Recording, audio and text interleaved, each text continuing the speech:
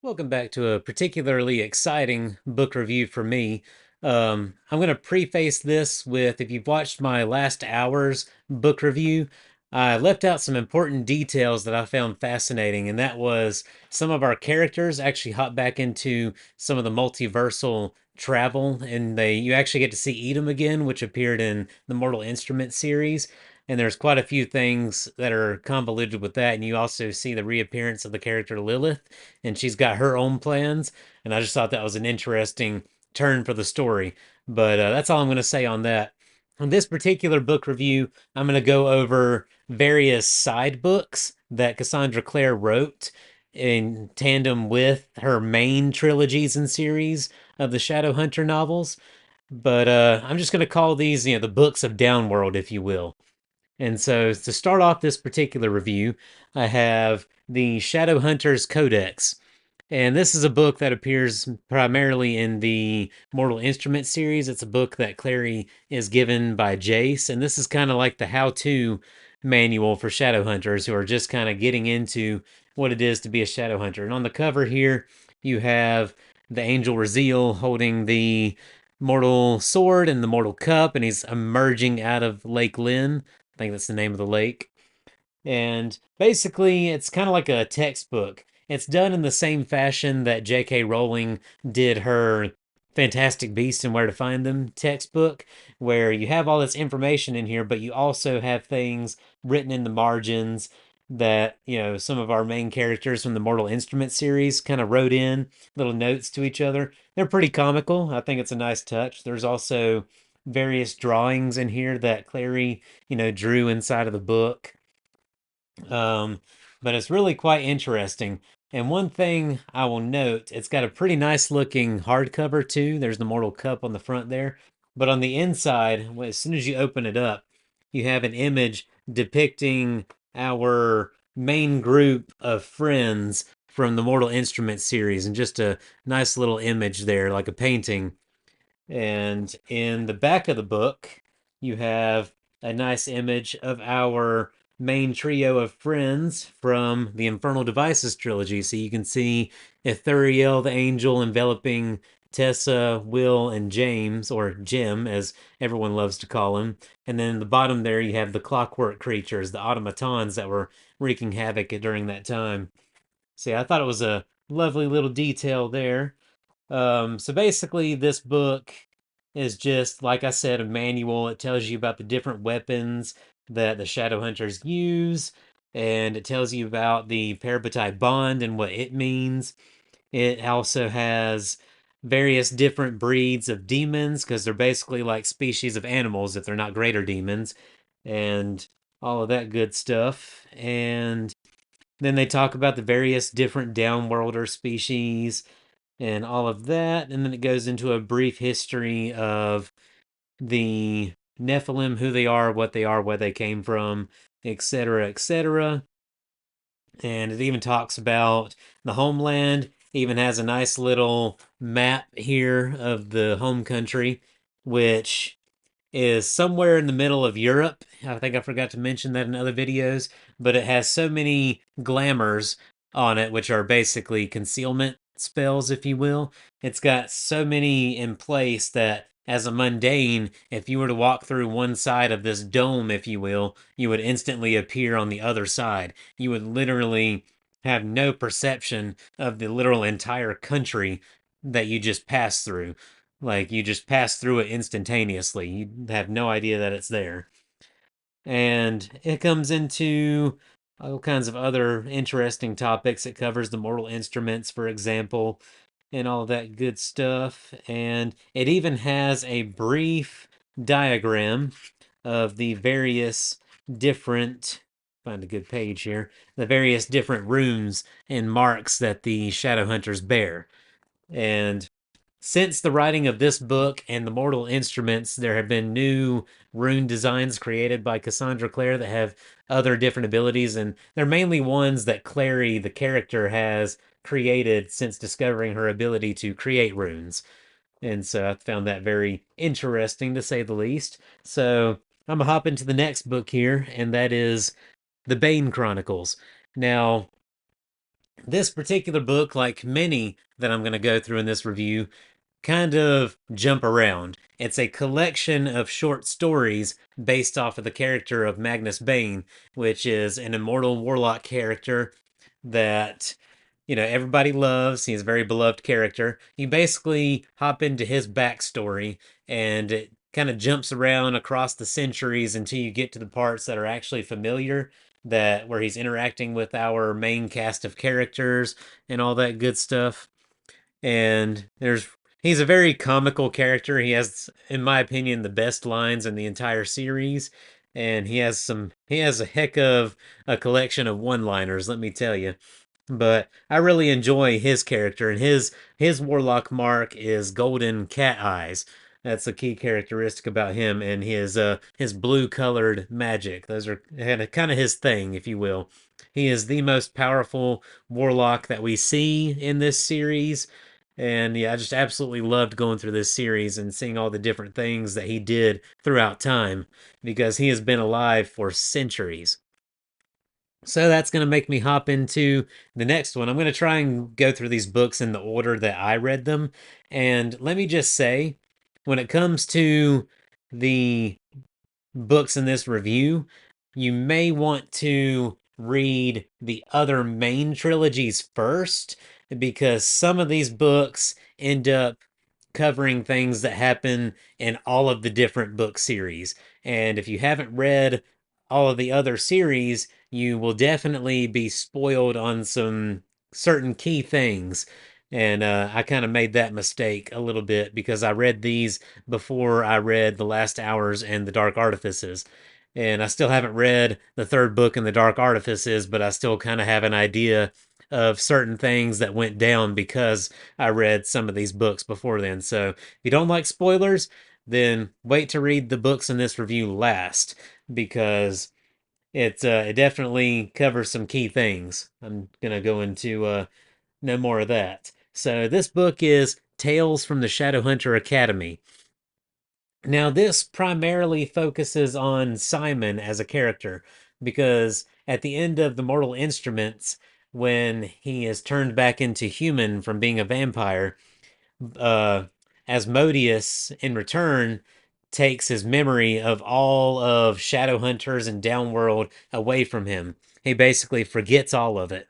But through utilizing a powerful book of spells that's very famous in this series, the Lost Book of the White, Magnus is able to return to him some of those memories.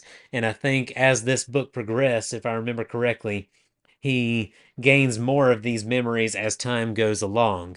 But he is given a choice by Magnus and Isabel. He can continue his life as a mundane and, be in his band and all that stuff, which, fun fact, after the events of the Mortal Instruments, he actually renamed his band into the Mortal Instruments. And if you've read the Mortal Instruments, you know that before then, he has come up with some very problematic band names up to that point. So he's given the choice between that life and then the life of getting the opportunity to become a shadow hunter. So of course he chooses that, and he gets some of his old life back. But he's obviously faced with some problems, like the expectations of his friends and his love interest Isabel. Like they seem to be expecting him to do all these things that the old version of him did, but he's having a hard time measuring up to that expectation. And he eventually voices this. It's like, you gotta, like, give me some space here to figure things out. Like, I'm basically starting from scratch here. But this book also hops into some the past of the Shadowhunter Academy itself, because this particular location was actually closed down for a period of time. And in the wake of the Mortal and Dark War that involved, Jonathan Morgenstern and all that, we have, an extremely large death toll of Shadowhunters. They're starting to recruit more people and turn more people into Shadowhunters. So they're reopening the academy. And so in the past, you actually get to investigate or kind of go through some of James Herondale's time at the academy too, and when he first discovered his shadow power and all the ramifications with that. and many other past things to do with the Academy. But he's it's kind of like a Harry Potter complex, if you will, with Simon, because you have certain skilled, gifted, or prominent characters at the academy that were already Shadowhunters, but they're still young and going through the training. And they're not exactly, not all of them are the nicest of people, and they look down on the mundane students in the academy with them for not being as good as they are. But, what do you expect? They didn't grow up in the life like they did. And so, in very Harry Potter, Draco Malfoy fashion, Simon separates himself from this higher class of Shadowhunter students and instead associates himself with the class that is struggling, if you will. And you get to meet some returning characters like Katarina Loss, Ragnarfell, which are prominent warlock characters in all these stories that you eventually come to love too. And then you have Aline and Helen Blackthorn, which is a couple from the end of Mortal Instruments. And Helen, I believe it is part Fae, so she was heavily affected by the Cold Peace. So remember, the Cold Peace came at the end of the Mortal Instruments, and so they're dealing with all the political issues with that. And even though Helen and Aline, or Helen in particular, fought alongside with her fellow Shadowhunters to stop the Undarkened and the Fae, she was still penalized just for being part Fae. And basically exiled to, I think it was like Iceland or Siberia, or it was some remote frozen wasteland of a place. And it's the location where the world's uh, wards are kept together. And the wards are kind of like the protective barrier around the universe, if you will, protecting them from the infiltration of the demons from the other universes and the space between those universes, etc. And Aline, because she's married to Helen, decided to go into that exile with her. And so she was temporarily given permission to leave that location to do something with the academy, I believe is what it was, or something else. And it has a happy enough ending by the end of this book. And Simon actually chooses a Shadowhunter last name. Yeah, that's a big part of the process. And he chooses it in reference to a friend that he made in the academy. A friend that wasn't entirely sure if he wanted to be a part of that life or not. And I think that might have ultimately been his undoing because he ends up not surviving the ascension process, physically transforming into a shadow hunter. He literally gets burnt to a crisp by a heavenly fire after drinking from the cup. But another interesting detail they include is in the location, the London Institute, where Simon decides to take upon that friend's last name, which is Lovelace, which is also Jessamine's last name, the character that died in Infernal Devices. For a brief moment, when Simon says, "This is what my name will be," you get this image of his friend and this woman as a ghost just for a moment smiling upon him. And it's like, oh, that's really cool. You have this kind of coming together, if you will. But it's a really good read. It was a bit slow in some places, but by the end of it, I really enjoyed it, where our characters ended up by the end of it. And you also learn the origin of where the warlock character Max comes from in reference in relation to Magnus and Alec. Because I will say, if you like went from reading the Mortal Instruments to the Dark Artifices example, for example, then suddenly there's this warlock baby named Max who's got blue skin and horns, and you're like, well, where did he come from in between all this? So you actually get to see his origin in this book, which is honestly, it's really sad. But Magnus and Alec choose to adopt him because that's a thing that happens regularly to warlock children. Their mundane parent ends up abandoning them because they have no way of handling a warlock child. And it's really sad, but in order to give him a better life, Magnus and Alec take him in, and that's really, really sweet, in all honesty. But that's enough of that book. So these next two I'm going to hop into are actually a bit of a short series. And a side note, so these two books focus primarily on Magnus and Alec, their relationship and their life and adventures they went on, because there's certain points in the story where they kind of go on vacation with each other, but things kind of go all to hell, if you will, while they're trying to do this. Yeah, can't have a break, can't have nothing nice, apparently. So the first one is going to be the Red Scrolls of Magic. And if I remember correctly, this takes place between City of Glass and Book 4. Um, so halfway through the Mortal Instrument series. And so they're trying to go on a vacation, I believe I remember it was, but Magnus's past catches up with him. And basically we learned that back in the day he inadvertently, as a joke, started a cult, and their main book that they go by is the Red Scrolls of Magic. But you can tell by reading the Red Scrolls of Magic book itself is that all the rules that they were supposed to go by were a joke. Like just some of the things that he put in there that they were to abide by. It's very reminiscent of Klaus from the Umbrella Academy when he went back in time and accidentally started a cult. It's very comical in that way. But at some point things kind of take a turn for the worst, yeah, accidentally, and he's having to deal with the ramifications of what he set into motion. So basically, this cult ends up worshiping his greater demon father, Asmodeus, and Asmodeus makes another appearance and starts causing trouble, and he's got his own plans and his own things that he's wanting to do. And our two heroes have to basically figure out how to stop this from happening. And you have the appearance of a character. I can't remember her name, but she's also a warlock, and her warlock's mark is that her facial features literally are incapable of expression. Like she can speak and all that, but she is incapable of showing any kind of emotion whatsoever. And so that's her key description there if she pops up anywhere else in the story.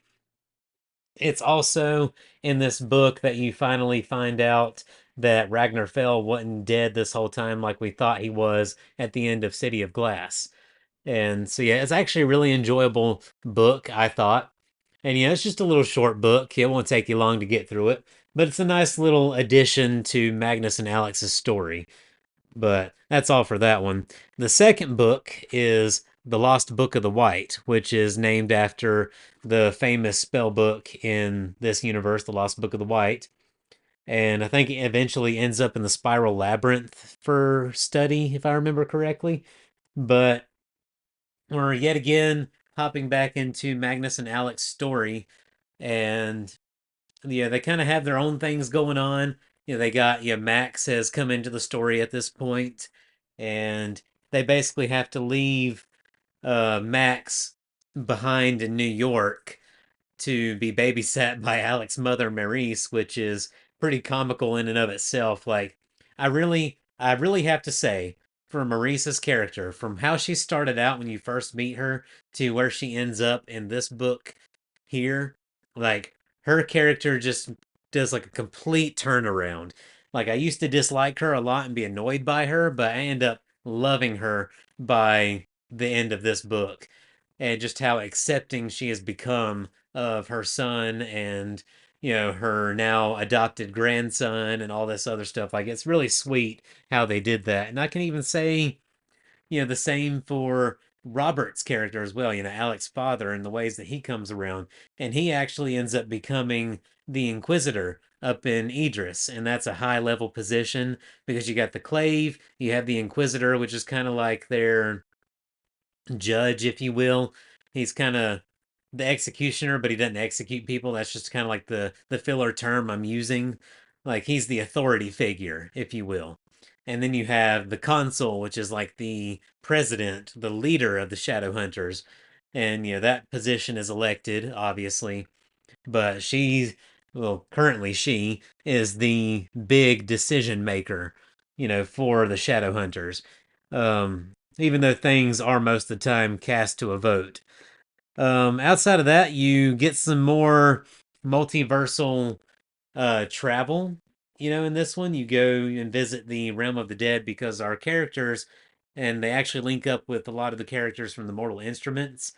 and they travel to Tokyo, Japan, I believe it was, and they're dealing with some issues with dimensional magic. Like they had portal capabilities, but there's a problem with the portals right now, and people can't figure it out. Um, and yeah, that's another rune that Clary created is the ability to draw a rune that creates portals. But warlocks can do the same thing as well. In fact, the characters at the end of Infernal Devices created the first ever portal, and it's a stationary portal that you actually have to visit in order to utilize.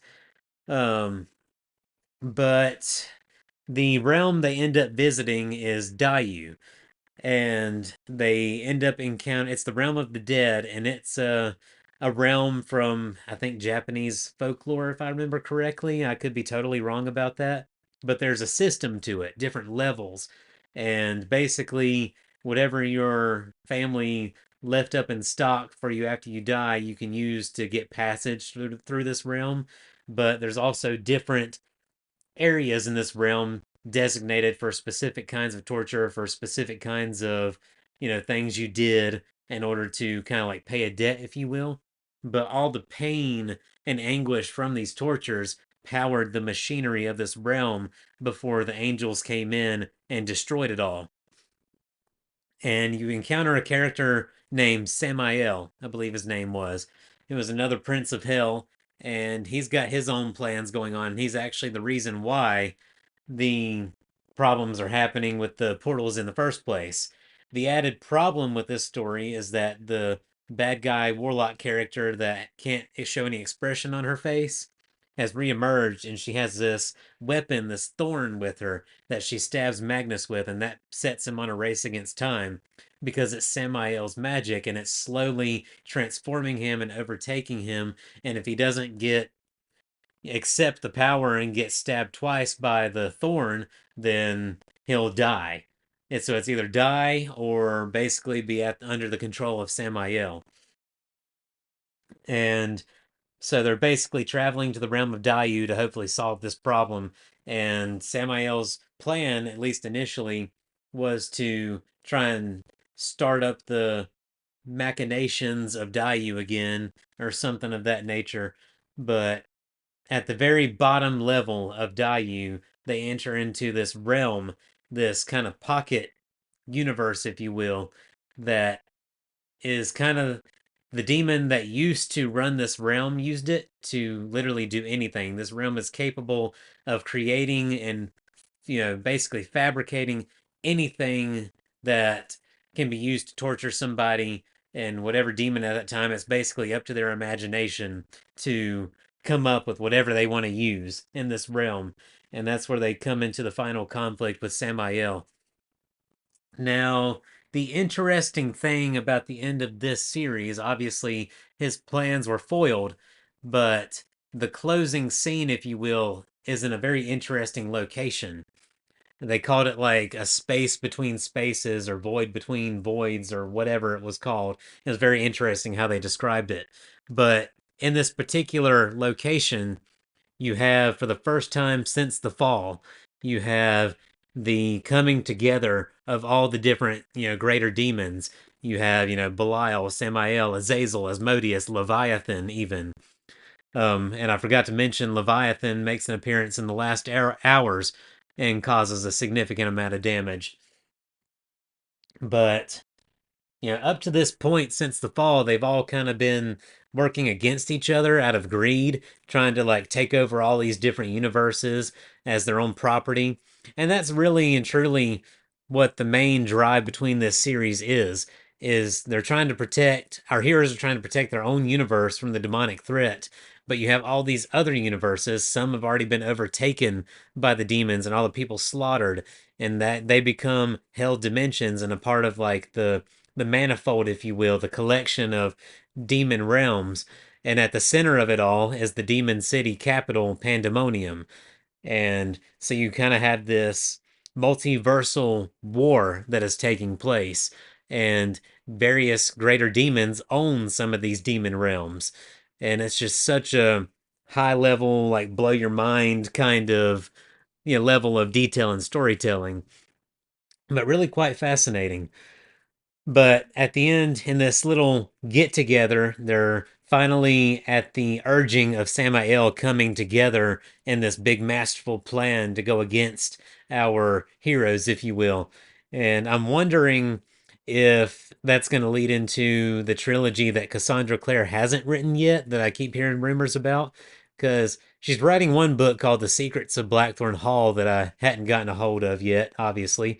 But I hear rumors of another trilogy coming that's going to be the ultimate and final conclusion to all of these books, and that one's called The Wicked Powers. So I'm wondering if what happens at the end of this book has any bearing on that at all. But yeah, I really enjoyed, this book right here. Of course, you got Magnus on the cover again, wielding the magic in red because the thorn made his magic, temporarily turn red, and he had no control over its color anymore, or the typical characteristic blue that it always took. But the last book in this review is going to be Ghost of the Shadow Market. And I actually really enjoyed this particular book. Now, this one has massive, massive spoilers for Infernal Devices, the Mortal Instruments, and the Dark Artifices, and even the Last Hours. Because until I read the Last Hours, there were some things I was confused about, but became clear by reading the trilogy. You kind of This kind of starts out after the events of Infernal Devices, and you're following the character James Carstairs, or Jim, but him as a silent brother and his tenure as a silent brother from the point of Infernal Devices on. And the main storyline of this whole book, it's kind of like, the Shadowhunter Academy and the Bane Chronicles. It's a collection of short stories that bounce across several different centuries, if you will. But I guess in this case, a little over a century's worth of time. But the main story is they have discovered that there's possibly a lost Herondale bloodline that went out to live in the mundane world and went into hiding pretty much. And if you know Jim well, through Will, he has extreme loyalty to the Herondale family. Like they are very close to him. Like that is his whole world, pretty much. And so he is basically on a search to go and locate the last living descendants of this lost bloodline. The only problem with that is that there are others looking for this bloodline as well, but they don't have the best of intentions. In fact, they are trying to wipe this bloodline out because of certain ramifications this bloodline could have on the political world in both Shadowhunter and in the Fae. And this is kind of where you start getting into Unseelie King territory, which is kind of investigated into a little bit in the Dark Artifices, but we'll get into that later. Um, there's a lot of nice full circle moments for his character in this one, and some sad moments too, while he still was a silent brother and all that, interactions with Tessa, things like that. But it really just it's a fascinating read, and I love Jim's character. He might be my favorite character in this whole series, next to that of Magnus Bane. And like just there's so much. He is such a kind and understanding character and has such a way with words. Like you will definitely come back from reading this book extremely satisfied.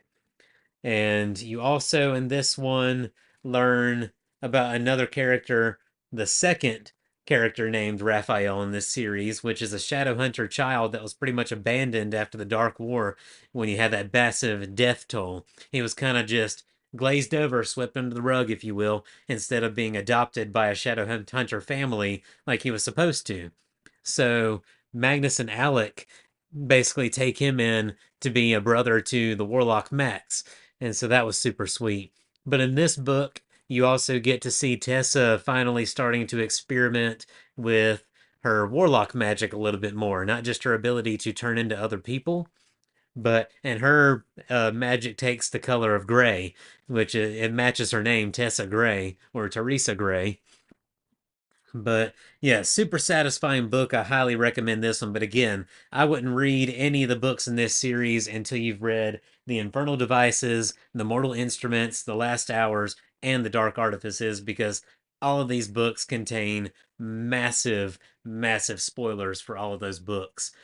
But Still, they're great standalone reads, but they're also excellent to be used in tandem with the stories themselves. So either way, you'll be super satisfied by going through these books. But that's all the ones that I have left for today, and hope everyone has a great day.